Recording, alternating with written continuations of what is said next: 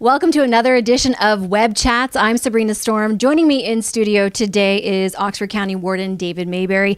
Lots to talk about today. First, I want to get to the issue of landfills. And Ernie Hardeman is really making a lot of efforts with these bills surrounding landfills. So let's talk about where he's at with that. Okay, so Member of Parliament for Provincial Parliament Ernie Hardeman is bringing forward a private member's bill to give the authority, the initial authority, to the municipalities to say, are they willing hosts for landfills? And so going forward, it wouldn't apply to the application now in Oxford County, but going forward, a proponent, someone that wanted to build a landfill, would have to actually find a municipality that was willing to host it.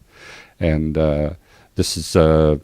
and then they would negotiate with the municipality to sort of, what would be the terms and conditions, and then they would have to go through the normal provincial terms of reference and the EA process and get approval from the Ministry of Environment and Climate Change. So private members' bills, especially from the opposition, usually struggle to get their way through the provincial parliament, but we'll see how it goes. Unfortunately, this, while it will help people in the future, it's not really going to help us very much with the current challenge or request we have here in Oxford. Let's talk about personal responsibility when it comes to these landfills. And I think that's something that's often overlooked, and we're leaving it up to those, who are members of parliament to address it versus, taking some responsibility ourselves. Sure, and that's why Oxford County is proceeding towards, with the committee, a zero waste position, trying to emulate what the province is talking about in their Zero Waste Ontario Act. I think each one of us, we're the ones as individuals, as businesses, that create the material that goes to landfill. We determine what we buy, and we determine how we dispose of it. So we know that about a third of the material that goes into landfill could actually be recycled right now in our systems, and we know that we can do better. Over the next couple of months, the Zero Waste Committee from the county will be promoting or suggesting to County Council sort of a way forward, and there will be a considerable public discussion around that over a period of probably 6 weeks to 2 months. And we hope by summer to have a proposal that County Council will decide whether they want to go out for tender on as far as how do we eliminate probably 90% of the stuff that goes into the Selford landfill now. How can we eliminate that and keep it in the keep it out of the landfill and actually being used as a resource for the community?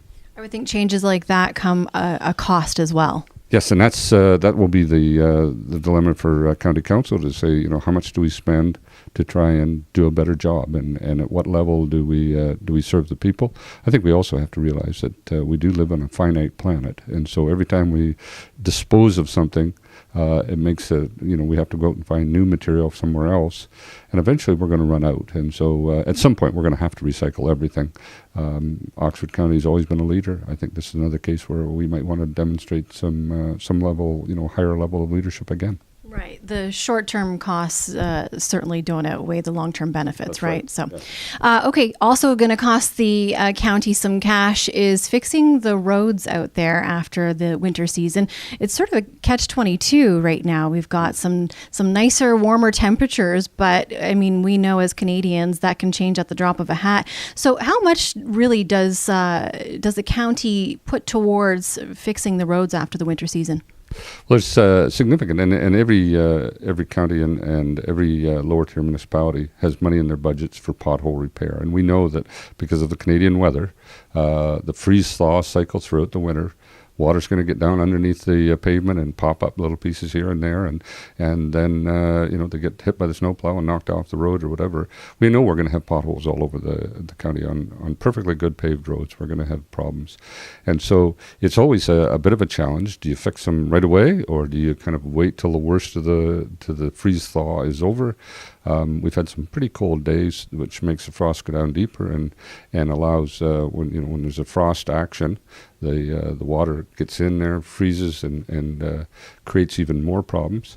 It's also a case of the older a road gets, the more cracks there is in it, then therefore the more water that gets into them, and the more potential there is for potholes.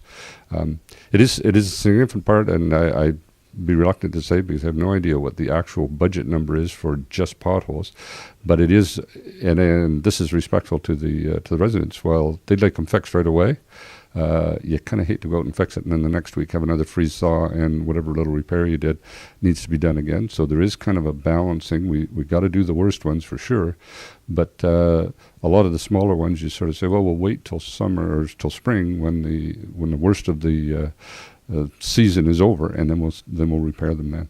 Speaking of weather, briefly, much of southwestern Ontario was hit with some major flooding recently. Oxford County, not so much. We were very fortunate, and I think when we look at the example in Brantford and the tragedy at Orangeville, we were incredibly fortunate.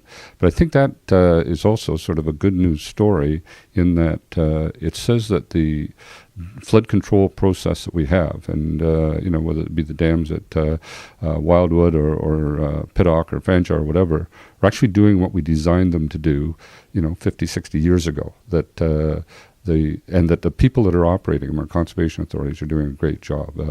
There was no flooding on Catfish Creek last weekend when there could have been, because they were watching it. They got the ice out of the way and they prevented the flooding.